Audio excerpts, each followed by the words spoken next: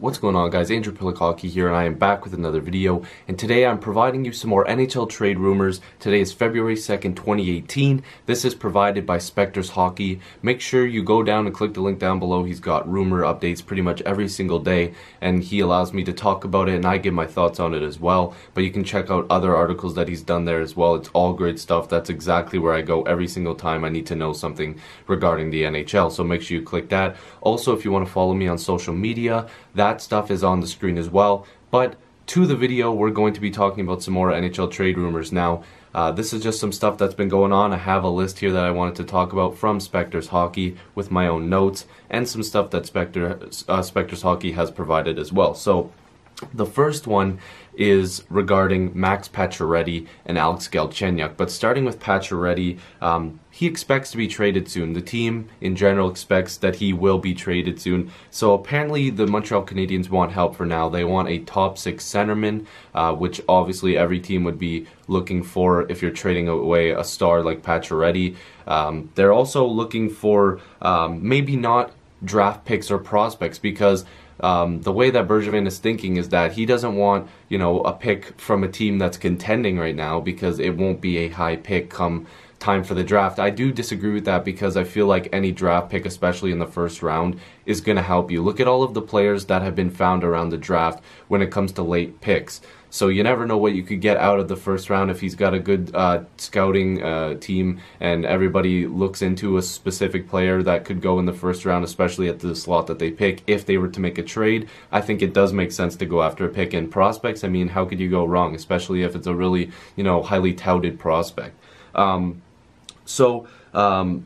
They're also looking for a scoring left winger with comparable stats to Pacioretty or higher, which of course they would always want somebody who has comparable statistics, so that's another thing that they're looking into, or a left shot defenseman. So there is a lot of options for Montreal and what Bergevin is looking for. So if they do decide to trade for to trade Pacioretty, those are some of the things they're looking for. So maybe not draft picks, possibly some prospects, which I don't agree. I think that they should be going after prospects and picks, which would prospects and high draft picks, which has been reported that has been offered or whatnot from sources that I've read. And they could be looking for a defenseman and a winger, a scoring winger. So it's just options all over the place for Pacioretty. Now, regarding Galchenyuk, there apparently is no value, and forgive me if I say this name wrong, Renaud Lavoie. Apparently he says there's no value to Galchenyuk, which I disagree with. He's got some high offensive upside. We'll get to that. Apparently GMs aren't high on him, though. So if NHL GMs are saying, yeah, maybe we're not too interested in Galchenyuk, I don't think he's got an high offensive ceiling like everybody else, that's not good for the Montreal Canadiens. Apparently he won't be moved by the February 26th deadline. It's on a Monday, by the way. I'm going to try to be streaming on that for a good amount of time. Apparently they don't see him getting moved by the deadline, and that's also the case with Pacioretty. They expect he could be traded soon, but they're not in a rush to really move him. They are going to look at all their options, but they both could be moved in the summer depending on what happens. The thing with Galchenyuk is he carries a $4.9 million cap hit through the 2019-2020 season, which is still a little bit of time away, and if he isn't producing and he's only putting up the points that he's putting up now, then Montreal is definitely going to be in a bit of a pickle. They aren't going to be able to move him for a lot of what they've been looking for in the past. The opportunity to trade him, I think, has passed where you're going to get a little bit of value. Now it's looking like it's going to have to be an almost no value back for Montreal, and I think they should hold on to him and see what he can do, because if he does start to produce and maybe finds his own, then maybe you can explore trading him if you feel like you need to pull the trigger and get some new pieces in there just in case he kind of falls off again. So apparently, like I said, it's high offensive ceiling, but he's apparently a lot of GMs are looking at him as very inconsistent, which is very true, and that's what I was just saying.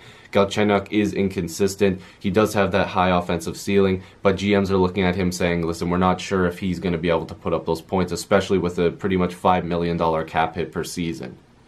The next rumor is regarding Tavares. Now, I know you've probably seen him in the thumbnail, and in the title of the video. This is NHL trade rumors, so I do want to talk about every rumor possible. This isn't a clickbait. John Tavares has obviously been discussed by other teams trying to acquire him, but now that the Islanders are in the thick of things and they look like they want to hold on to John Tavares, it's still a trade rumor because teams are still inquiring about, hey, what, I know you guys are still wanting to keep him, but is there a possibility Tavares doesn't want to play for you? Something like that. And that's something Spectors Hockey brought up. He says the only way that Tavares gets moved is if he demands a trade, because right now the Islanders aren't looking to move him, and Garth Snow has no intention. They want to hold on to him. They want to re-sign him come July 1st, or by July 1st, because then he would become a free agent. I think he's going to want to be a free agent. I think he's going to explore the market, but I think ultimately the Islanders are going to make a really good pitch. I'd be really surprised if he walked away. I'm going back and forth. I don't know if he's going to move, but I keep thinking to myself, man, like, how could he leave? I feel like he's looking at like the young talent like Barzal, and when they acquired Eberle, it was a good move. So I think that he might want to stay, and Garth Snow says they have all intentions of trying to re-sign him. And the only way that he gets moved is if he demands a trade, and I don't think that's happening, and that's what Spectors Hockey was saying as well. So now for some quicker notes, I want to bring up a couple different rumors as well. Mike Fisher, we all know, came out of retirement. He returned to the Nashville Predators. So apparently the Predators are saying, no, we're not out of the market for a top six type of player, more likely a winger, I'm pretty sure, because Fisher's probably going to play in the bottom six. So Nashville, just because Fisher is back doesn't mean they're out of the market. They're going to be looking for somebody as well. So another rumor out of Edmonton coming up. So we have Maroon and Letestu that might be traded before the deadline. Strome is another name that was brought up as well. But the Oilers might look at them as trading them to teams for rentals, because I believe they're both free agents. Maroon wants to stay with the Oilers, but again, with the limited cap space they have next year, it might be tough. Maroon does want to stay for long term. But with the big contracts like Draisaitl and McDavid, you're kind of pinching yourself for money, because Maroon's probably going to demand more than what he's getting paid now. I believe, correct me if I'm wrong, but from the last time I checked, I think he's getting paid roughly $2 million a season. Could be more. This is a very rough estimate guess, because I don't remember what he's getting paid. I think Spectors Hockey said he's getting paid $6 million over 3 years, so I'm not sure how it was divvied up, but probably $2 million a season. He wants to stay. Not sure it's going to happen. Letestu, not a ton on him. It's just he could become a rental for another team, because the Oilers, even though they're going to be looking for a playoff push here, they want to make the playoffs like Talbot said. I don't think it's going to happen.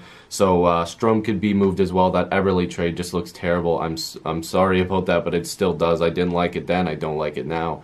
Eberle could move to the Islanders, but Strome could be a rental as well. He could be moved, and I don't expect him to get a ton back. Maroon might actually fetch them something, and maybe Letestu, but nothing too crazy.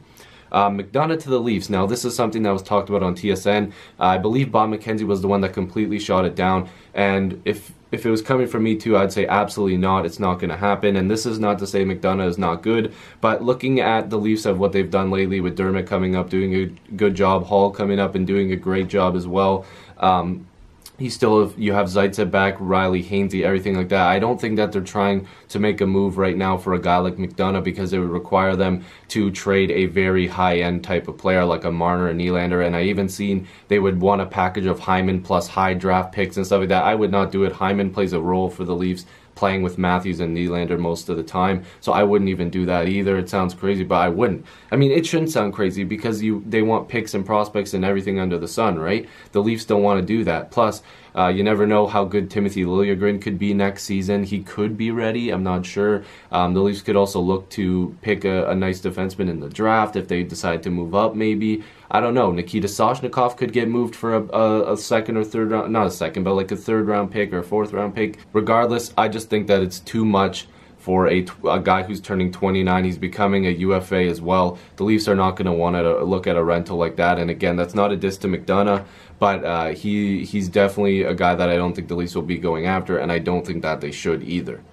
So that is the rumor update for February 2nd, 2018. The trade deadline's February 26th. I will be doing more updates on trade rumors coming up towards that date. So let me know what you guys think. Make sure you click the Spectres Hockey link down below and follow him on Twitter as well. All of his links and everything is on the website. Hopefully you guys enjoyed the video. If you're new, make sure you subscribe. I'd love to have more hockey conversations with you. I do lots of live streams. If you want to be around for when I do a live stream for the trade deadline, make sure you subscribe and hit the notification bell. For some reason, YouTube is not notifying everybody when I post, so make sure you do that.